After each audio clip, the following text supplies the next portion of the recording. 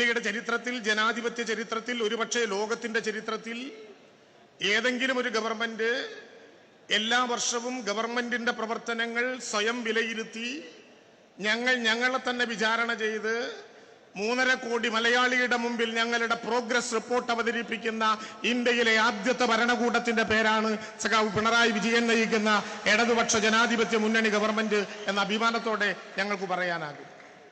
പ്രകടന പത്രികയോ അത് തെരഞ്ഞെടുപ്പ് കാലത്ത് അവതരിപ്പിക്കപ്പെടുന്ന ഒരു നോട്ടീസല്ലേ എന്ന് ചോദിച്ച രാഷ്ട്രീയ നേതാക്കളുള്ള നാടാണ് ഈ കേരളം. എന്നാൽ ഈ ഗവൺമെന്റിനും മുന്നണിക്കും പ്രകടന പത്രിക എന്ന് പറഞ്ഞാൽ ജനങ്ങളുടെ മുമ്പിൽ നടത്തുന്ന ഒരു വാഗ്ദാനമാണെന്നും ആ വാഗ്ദാനം നടപ്പിലാക്കുക ഒരു ഗവൺമെന്റിന്റെ പ്രവർത്തന പദങ്ങളിലെ ഏറ്റവും പ്രധാനപ്പെട്ട അധ്യായമാണെന്നും ഔപചാരികമായി പ്രഖ്യാപിച്ചുകൊണ്ട് ആ പ്രകടന പത്രികയുടെ പൂർത്തീകരണത്തിലേക്ക് ഇനി എത്ര ദൂരം എന്ന് ഓരോ ഘട്ടത്തിലും ജനസമക്ഷം അവതരിപ്പിച്ചുകൊണ്ട് മുന്നോട്ട് പോകുന്നു എന്നുള്ളതാണ് ഇന്ത്യയുടെ മുമ്പിൽ ഈ ഗവൺമെന്റ് അവതരിപ്പിക്കുന്ന ജനാധിപത്യത്തിന്റെ ഏറ്റവും പ്രധാനപ്പെട്ട പ്രത്യേകത. 10ാം വർഷത്തിലേക്ക് ഈ ഗവൺമെന്റ് കാലെടുത്തു കുത്തുമ്പോൾ ലോകം അത്ഭുതത്തോടെ ഈ കേരളത്തിലേക്ക് നോക്കുകയാണ്. കേരളം മാത്രമല്ല, ലോകമാകെ അസാധ്യം എന്ന് പ്രഖ്യാപിച്ചിരുന്ന എത്രയോ പ്രവർത്തനങ്ങൾ സാധ്യമാണ് ഒരു ജനാധിപത്യ ജനകീയ ഭരണകൂടത്തിന് എന്ന് ലോകത്തിനോട് പറയാൻ 9 വർഷക്കാലത്തെ ഇന്നലകളിൽ ഈ കേരളത്തിന് സാധിച്ചു എന്ന അഭിമാന ബോധത്തിന്റെ നെറുകയിലേറിയാണ് ഈ ഗവൺമെന്റ് അതിന്റെ 10ാം വർഷത്തിലേക്ക് കിടക്കുന്നത് എന്ന അഭിമാനത്തോടെ നമുക്ക് പറയാനാകും. ഞങ്ങളെല്ലാവരും കാസർകോട്ടെ കാലിക്കടവിൽ ആദ്യത്തെ ഉദ്ഘാടന സമ്മേളനത്തിൽ പങ്കാളികളായതാണ്. ഒരുപക്ഷെ ദീർഘമായ നേരം യാത്ര ചെയ്താണ്. ജനങ്ങളുടെ ആവേശവും അതിൻ്റെ ആഹ്ലാദ തിണർപ്പും കണ്ടും അനുഭവിച്ചുമാണ് ഈ സമ്മേളന നഗരിയിലേക്ക് ഞങ്ങൾ എല്ലാവരും എത്തിച്ചേരുന്നത്. ഒരു കാര്യം ഉറപ്പോടെ ഞങ്ങൾക്ക് പറയാനാകും, കാസർഗോഡ് മുതൽ തിരുവനന്തപുരം വരെ ഗവൺമെന്റിന്റെ വാർഷികവുമായി വിവിധ തലങ്ങളിൽ ഒത്തുചേർന്ന 10,000-കണക്കിന് ലക്ഷക്കണക്കിന് മനുഷ്യർ നടത്തുന്ന പ്രഖ്യാപനം ഇനിയും ഈ കേരളത്തിന് നിങ്ങളെ വേണം, നിങ്ങളുടെ നേതൃത്വം വേണം, കേരളത്തെ നയിക്കാൻ ഇതേ മുന്നണി കേരളത്തിൽ തുടർന്നും വരണം എന്ന അഭിമാനകരമായ പ്രഖ്യാപനമാണിത്. കണ്ടും നേരിട്ടറിഞ്ഞും ഈ ഗവൺമെന്റ് മുന്നോട്ട് പോവുകയാണ്. കഴിഞ്ഞ 9 വർഷക്കാലത്തിനിടയിൽ എത്രയേറെ വലിയ ദുരന്തങ്ങളെയാണ് ഈ ഗവൺമെന്റ് നേരിടേണ്ടി വന്നത്. ഒരു ജനാധിപത്യ ചരിത്രത്തിൽ, പ്രത്യേകിച്ച് ഭരണഘടനയുള്ള ഒരു നാട്ടിൽ ഒരു ഭരണകൂടവും നടത്താത്തതുപോലെ കേരളത്തിലെ ഗവൺമെന്റിനെ 3 വിധത്തിൽ ആക്രമിക്കാൻ എത്രയേറെ വലിയ പരിശ്രമങ്ങളാണ് കേരളത്തിൽ നടന്നു വന്നത്. കേരളത്തിന്റെ തലയ്ക്കുമീതെ കേന്ദ്ര ഗവൺമെന്റ് ഇന്ത്യ രാജ്യത്തിന്റെ ഭരണഘടന ഉയർത്തിപ്പിടിക്കുന്ന ഫെഡറലിസത്തെ പോലും അട്ടിമറിച്ചുകൊണ്ട് ഈ ഗവൺമെന്റിനെ കഴുത്തു പിടിച്ചു ഞെരിച്ചു കൊല്ലാൻ നടത്തിയ ദീർഘമായ പരിശ്രമങ്ങൾ ഈ കേരളം കണ്ടു. ഒരു നാട്ടിൽ ശക്തമായിട്ടുള്ള കേന്ദ്രവും ഭദ്രമായ സംസ്ഥാനങ്ങളുമെന്ന ഫെഡറലിസത്തിന്റെ ആശയങ്ങളെ പൂർണ്ണമായി തല്ലി തകർത്ത് 3 വിധത്തിൽ കേരളത്തിന്റെ ഭരണകൂടത്തിനു നേരെയുള്ള ആക്രമണങ്ങൾ ഒരു ഗവൺമെന്റ് തന്നെ നടത്തുന്ന കാഴ്ച നമ്മൾ കാണുകയുണ്ടായി. അതിന്റെ ഭാഗമായി കേന്ദ്രത്തിന്റെ റവന്യൂ വരുമാനത്തിൽ നിന്ന് കേരളത്തിന് കിട്ടേണ്ട വിഹിതം പോലും ഇല്ലായ്മ ചെയ്തുകൊണ്ട് 1,77,000 കോടി രൂപ എന്ന കേരളത്തിന്റെ അർഹമായിട്ടുള്ള വിഹിതം പോലും തരാതെ, വിവിധങ്ങളായ പദ്ധതികളിലൂടെ കേന്ദ്രം തരേണ്ട പണം നൽകാതെ കേരളത്തിന്റെ സാമൂഹിക ക്ഷേമ പദ്ധതികളെ കഴുത്തു പിടിച്ചു ഞെരിക്കാൻ ശ്രമിച്ചതു മുതൽ അവസാനം നടന്ന ചൂരൽമലയിലെ ദുരന്തത്തിൽ ഈ കേരളം ഭരിക്കുന്നത് ഇടതുപക്ഷ ജനാധിപത്യ മുന്നണിയുടെ ഗവൺമെന്റാണെന്ന ഒറ്റ കാരണത്താൽ ചൂരൽമലയിൽ ദുരന്തം അനുഭവിക്കുന്ന മനുഷ്യരെ സഹായിക്കാൻ 1 രൂപ പോലും തരാത്ത വിധത്തിൽ കേരളത്തെ കഴുത്തു പിടിച്ചു ഞെരിച്ചു കൊല്ലാൻ നടത്തിയ ശ്രമം ഈ കേരളം കണ്ടു.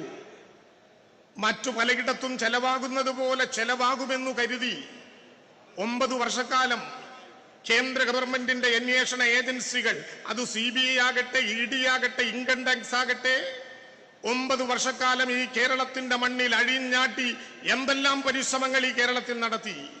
10ാം വർഷത്തിലേക്ക് കിടക്കുന്ന ഗവൺമെന്റിന്റെ ഭാഗമായി അഭിമാനത്തോടെ പറയട്ടെ, 9 കൊല്ലം കേന്ദ്ര ഏജൻസികൾ എല്ലാ വിധത്തിൽ കുടിച്ചു പരീക്ഷിച്ചിട്ടും മുഖ്യമന്ത്രി മുതൽ ഈ മന്ത്രിസഭയിലെ ഒരാളെപ്പോലും തൊടാൻ കേന്ദ്ര ഏജൻസികൾക്കായില്ല എന്നുള്ളത് ഈ ഗവൺമെന്റിലെ മന്ത്രിമാർ പുലർത്തുന്ന വിശുദ്ധതയുടെ ഏറ്റവും പ്രധാനപ്പെട്ട തെളിവായി നമുക്ക് അവതരിപ്പിക്കാനാകും.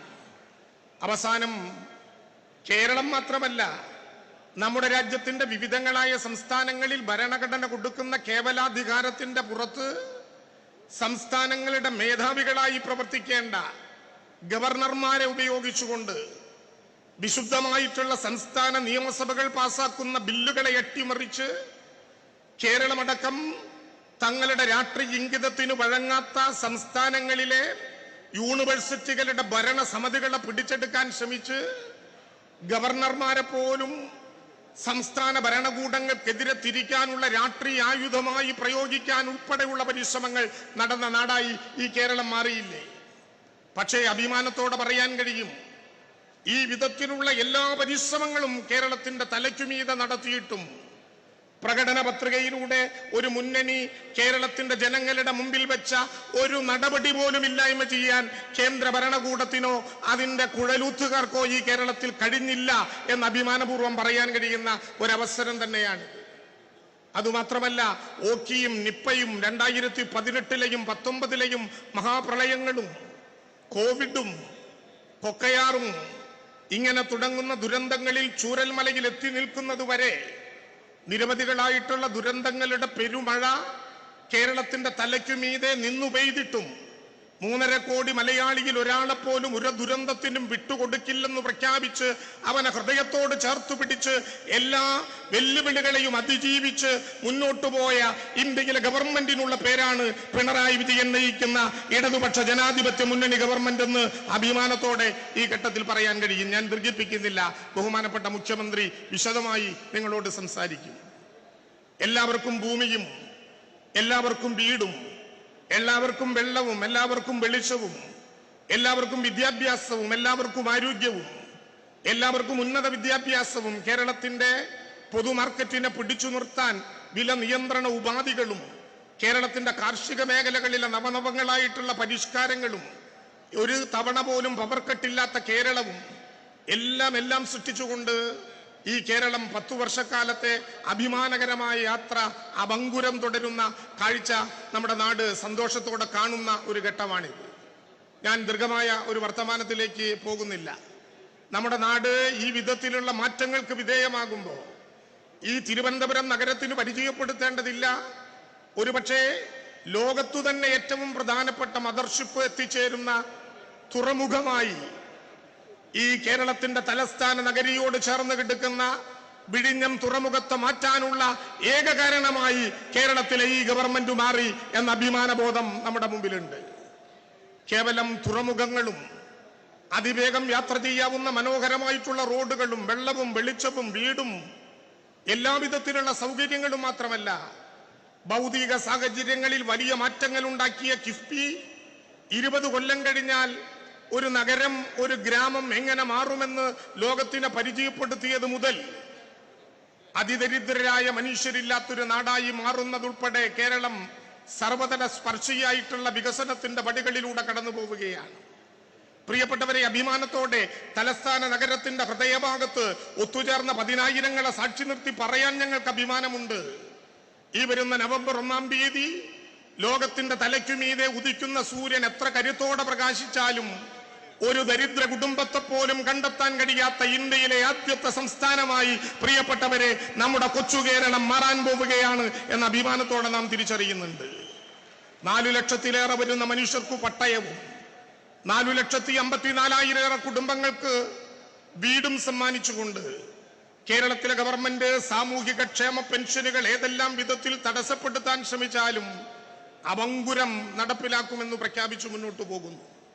2020-21 ഞങ്ങൾ അധികാരത്തിൽ വരുമ്പോൾ കേരളത്തിന് കേന്ദ്ര വിഹിതമായി കിട്ടിയിരുന്ന റവന്യൂ വരുമാനം 44%, 2024-25 കടക്കുമ്പോൾ അത് 25% വെട്ടിക്കുറച്ചിട്ടും ആഭ്യന്തര വരുമാനത്തിൽ വലിയ വർധനവുണ്ടാക്കിക്കൊണ്ട് 1,77,000 കോടി രൂപയുടെ എക്സ്പെൻഡിച്ചറുമായി ധനകാര്യ മേഖലയിൽ നടത്തുന്ന അസാമാന്യമായിട്ടുള്ള മാജിക്കിനും ഈ കേരളം സാക്ഷ്യം വഹിച്ചു. ആ വിധത്തിൽ മുന്നോട്ടു പോകുന്ന ഈ ഗവൺമെന്റ് കേരളത്തിലെ ജനങ്ങളുടെ മുമ്പിൽ അവതരിപ്പിക്കപ്പെടുന്ന ജനക്ഷേമപരമായിട്ടുള്ള പദ്ധതികൾ ഹൃദയത്തിൽ ഏറ്റുവാങ്ങണം എന്ന് നിങ്ങളോട് അഭ്യർത്ഥിച്ചുകൊണ്ട് കേരളത്തിലെ ഇടതുപക്ഷ ജനാധിപത്യ മുന്നണി ഗവൺമെന്റിന്റെ 4ാം വാർഷികത്തിന്റെ തുടർച്ചയായ 2 ഗവൺമെന്റുകളുടെ 9ാം വാർഷികാഘോഷങ്ങളുടെ ഭാഗമായിട്ടുള്ള സമ്മേളനം ഉദ്ഘാടനം ചെയ്യാനും ലോകത്തിന് ഏറ്റവും വലിയ മാതൃക കാണിക്കുന്ന ജനാധിപത്യത്തിന്റെ ഏറ്റവും സംശുദ്ധമായ ഒരു വേദിയായി കേരളത്തിലെ ഗവൺമെന്റിന്റെ പ്രോഗ്രസ് റിപ്പോർട്ട് ഭയരഹിതമായി ജനങ്ങളുടെ മുമ്പിൽ അവതരിപ്പിക്കുന്നതിന് വേണ്ടി ആദരണീയനായ കേരളത്തിന്റെ മുഖ്യമന്ത്രി ഒരു പ്രതിസന്ധിയുടെയും മുമ്പിൽ തളരാതെ എല്ലാ ദുരന്തങ്ങളിലും മലയാളിയെ ചേർത്തുപിടിച്ച് ആധുനിക കാലത്തിന്റെ പുത്തൻ സൂര്യോദയത്തിലേക്ക് മോതിര വിരലിൽ പിടിച്ച് 3.5 കോടി മലയാളിയെ നടത്തുന്ന ആദരണീയനായ കേരളത്തിന്റെ മുഖ്യമന്ത്രി ശ്രീ പിണറായി വിജയനെ ആദരപൂർവ്വം ക്ഷണിച്ചുകൊണ്ട് ഞാൻ എന്റെ വാക്കുകൾ അവസാനിപ്പിക്കുന്നു. അഭിവാദ്യങ്ങൾ.